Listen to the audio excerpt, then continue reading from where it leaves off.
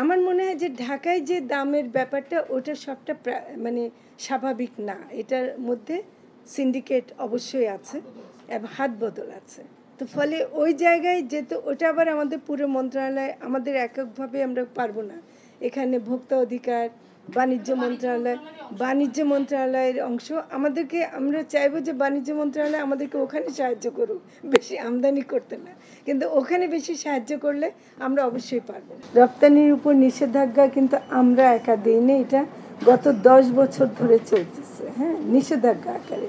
কিন্তু দুর্গা পূজার সময় একটা দেয়া হতো, সেটা আগেও দেয়া হয়েছে, একটু হয়তো বেশি দেয়া হয়েছে। এবারও আমরা বলেছিলাম যে আগে দেশের মানুষ খাবে, তারপর আমরা রপ্তানি করব, এবং এখনও সে কথাই বলছি। কিন্তু এবার দুর্গাপূজার সময় বাণিজ্য মন্ত্রণালয় বিশেষ অনুরোধের কারণে তারা ৩,৯৫০ মেট্রিক টন রপ্তানির অনুমতি দিয়েছিল, কিন্তু গেছে মাত্র ৬৬৫ মেট্রিক টন। তার মানে আপনারা অনুমতির ঘোষণা শুনলেই মানে মনে করবেন না যে আসলে এটা হয়।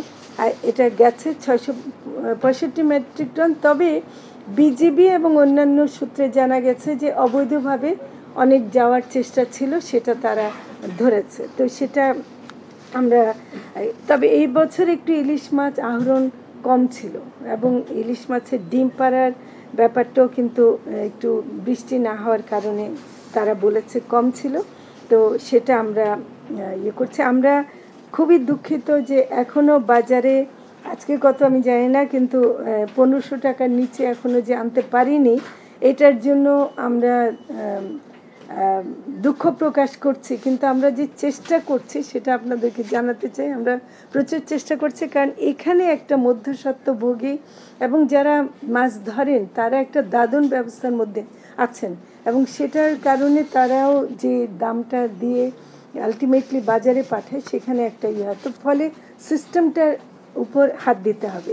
তা আমরা আশা করছি যে মানে যেদিন সেই সুখবরটা দিতে পারবো যে 1 কেজি ইলিশের দাম 1000 টাকার নিচে আসছে, তাহলে আমরা আবার প্রেস কনফারেন্স করব, কিন্তু এখনই সে সুখবর দিতে পারছি না। তবে চেষ্টা করছে। বন্যা যারা ক্ষতিগ্রস্ত খামারিদের জন্য আমরা সহায়তা কর্মসূচি নিয়েছি, বিশেষ করে ডিএলএসকে নিতে হয়েছে, কারণ ভেটেরিনারি মেডিকেল টিম গঠন করে সেবা দিতে হয়েছে, এবং গোখাদ্য সরবরাহ করা, কারণ ওই সময় কিন্তু গোখাদ্য ছিল না, এবং গোখাদ্য না থাকলে আরও গবাদি পশুর মৃত্যু ঘটতে পারত সেটা, এবং অনেক রোগ হতে পারত, যেটা আমার মনে হয় যে ডিএলএস সময় মতো কাজ করার কারণে অনেক কম হয়েছে। এবং আমরা পোলট্রি খামারিদের যেটা সমস্যা হয়েছিল যে ওদেরটা ভেসে গেছিলো, একদিনের বাচ্চা সরবরাহ করাটা তাদের দরকার ছিল। তারপর পুনর্বাসনের জন্য আমরা বেশ কয়েকটা সভা করি, সেখানে যেটা ওদের বড় দাবি ছিল যে অনেকে তো ব্যাংক থেকে ঋণ নিয়েছেন, তো কাজে ঋণের কিস্তিটা মওকুফ করার জন্য তারা চাচ্ছিলেন। বিদ্যুৎ বিল মানে এখন দিতে না পারলে বিদ্যুৎ লাইন কেটে দেবে, এগুলো আমি বলছি আপনাদেরকে, কারণ অনেক সময় মানে মনে করেন যে ডিম বললে ডিমটা চলে আসবে, কিন্তু ওদের যে কত রকম কষ্ট এবং আছে, বাস্তবতার সম্মুখীন হতে হয়, সেটা আমরা গিয়ে বুঝছি।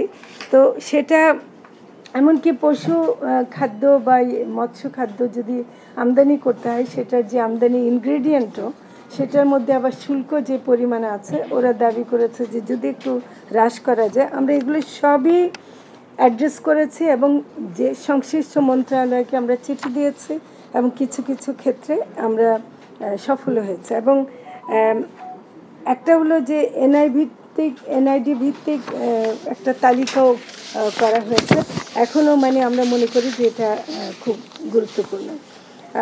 প্রাণী সম্পদ অধিদপ্তরের মাধ্যমে যে খাদ্য সহায়তা দেওয়া হয়েছে সেটা আছে, এবং এমনকি food and agricultural organisation FAO তারাও কিন্তু আমাদের অনুরোধে তারাও নিজেরা গিয়ে খাদ্য সহায়তা দিয়েছে। দুর্যোগ ব্যবস্থাপনা ও ত্রাণ মন্ত্রণালয় থেকেও তারা খাদ্য আমাদেরকে দিয়েছে। তো এটা আমাদের জন্য একটা খুব গুরুত্বপূর্ণ ছিল। মৎস্য খামারিদের জন্য সরকারি মৎস্য বীজ উৎপাদন খামার থেকে স্বল্প মূল্যে পোনা সরবরাহ করা, এটা খুব দরকার ছিল, তো সেটা আমরা দিয়েছি এবং এটা অনেকগুলো কৃষকদেরকে দেওয়া হয়েছে। তাছাড়া উপকরণ সহায়তা এটাও আমরা দিয়েছি। সহজ শর্তে ঋণ প্রদানের জন্য আমরা PKSF থেকে শুরু করে যারা যারা NGO-রাও আছেন তাদেরকেও আমরা অনুরোধ করেছি, সেটা তারা দিয়েছেন। এখন যদি শুধু মৎস্য খাতের কথা বলতে চাই, সেটা আমাদের সহকর্মীরা আছেন, পরে প্রশ্নের উত্তরে আপনারা বলবেন। একটা হলো যে আপনারা জানেন যে এই ইলিশের মানে এমনিতে নদী, বিল, বাওর মানে এই সব মিষ্টি পানির মাছ ধরার জন্য প্রচুর লাখ লাখ মানুষ জড়িত এবং সামুদ্রিক মাছ আহরণের জন্য এটা জড়িত। এটা যেহেতু একটা প্রাকৃতিক সম্পদ, এটা আমি চাষের মাছের কথা এখানে বলছি না, যেহেতু প্রাকৃতিক যে মাছগুলো সেটার সাথে কিন্তু লক্ষ লক্ষ মানুষের জীবন জীবিকা জড়িত। এবং আমাদের কিন্তু দুইটা দায়িত্ব, একটা হলো যে সরাসরি মানে ওই খাদ্য উৎপাদনটাকে বাড়ানো, আরেকটা হলো যারা এর পিছনে আছে তাদেরকেও রক্ষা করা। তাদেরকে যদি আমরা রক্ষা করতে না পারি তাহলে কিন্তু আপনাদের ওখানে আপনা থেকেই আপনাদের টেবিলে চলে আসবে না মাছটা। হ্যাঁ, তো মা ইলিশ সংরক্ষণ অভিযান একটা আমরা পরিচালনা করেছি 2024 সালে, এবং এই সময় যেন প্রধান প্রজনন মৌসুম যেটা অক্টোবরের 13 তারিখ থেকে নভেম্বরের 3 তারিখ পর্যন্ত, আমরা 22 দিনের একটা নিষেধাজ্ঞা দিয়েছিলাম এবং এই সময় আহরণ, পরিবহন, মজুত, ক্রয় বিক্রয় সব কিছু বাজারজাতকরণ বন্ধ ছিল। এবং এই সময় কিন্তু অনেকগুলো মোবাইল কোর্ট হয়েছে, নৌ পরিবহন, নৌ পুলিশ, এমনকি নৌবাহিনী, কোস্টগার্ড, এরা কিন্তু প্রচুর খেটেছে। আমি এবার খুব খুশি যে তারা অনেক